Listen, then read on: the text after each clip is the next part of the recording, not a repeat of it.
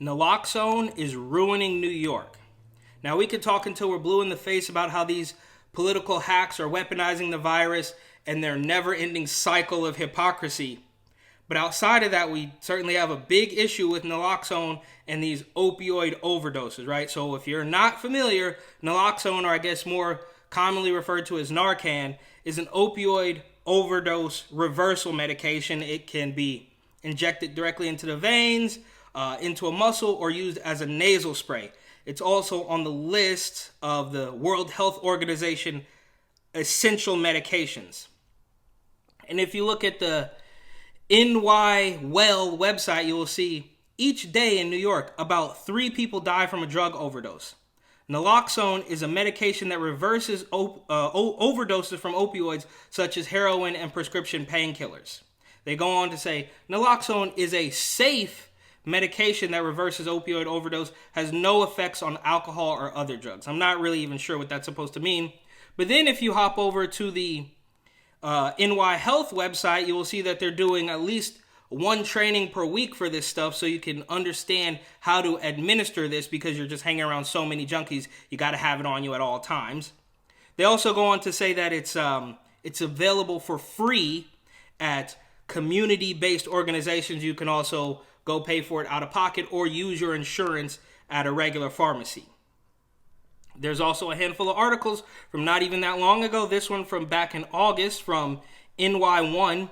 Cuomo signs bill to expand Narcan use, so he's obviously part of this problem. That's how the ads got all over the subway and onto the e-propaganda readers, as I like to call them. Then we've got another article from September from CBS New York. New Jersey health officials give out free doses of naloxone as state endeavors to end opioid crisis. And one more here from ABC 7 New York. New Jersey giving away 72,000 doses of Narcan to combat drug overdoses. They say, the state of New Jersey is giving away free naloxone this week as overdose rates increase during the coronavirus pandemic, putting the potentially life-saving antidote in as many hands as possible. So when you told us that we were all going to die from the virus and somebody said, oh, HCQ might work, you bashed it as misinformation and censored it from the internet. But when people are talking about opioids, then yeah, we're going to go ahead and give everybody this stuff for free because there's just that many junkies everywhere. It's absolutely disgusting. And this is especially concerning because if you look a little bit deeper into it, you will see on the Instagram page of Alex Soros, who is, of course, the son of George Soros and the chairman of the Open Society Foundation, they've got some story highlights, so right next to each other, about naloxone saving lives and what they're doing to help out in the COVID-19 pandemic. And, of course, the Open Society Foundation, founded by George Soros in 1979, and they say it's the largest private funder of independent groups working for justice, democratic governance, and human rights. They've also published at least 2 essays or something like that. One called Stopping Overdose. Overdose is a major and often overlooked cause of death among people who inject heroin or opioids. Yet there is a safe and effective treatment, the medication naloxone. So clearly, they've got some stake in this medication, as it were. Then there's another publication, Intranasal Naloxone and Opioid Overdose.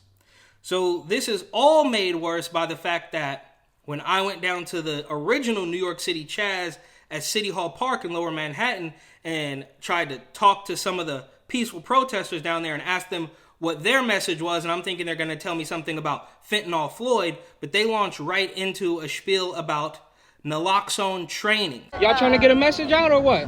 What's the message? Yeah, we're doing a naloxone training.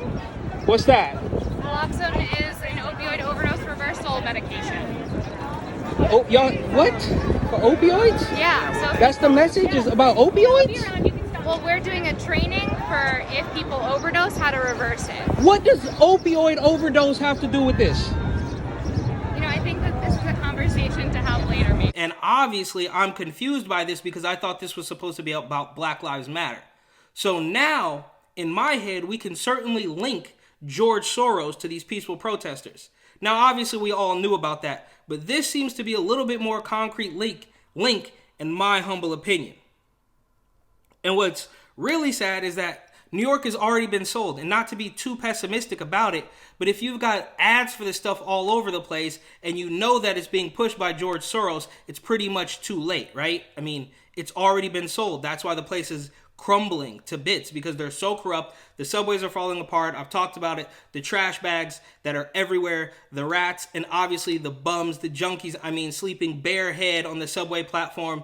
The needles under the Williamsburg Bridge is absolutely disgusting. And I've seen a very similar thing happen in San Francisco. I've actually made a YouTube video about it a really long time ago about how I thought that some of the California politicians actually had a stake in the drug trade, because if they didn't have stake in the drug trade, why would they be giving away millions of needles every year? Why would they be pushing for safe injection sites in sanctuary cities? Because it makes it easier for them to collect revenue somehow, some way from this crisis.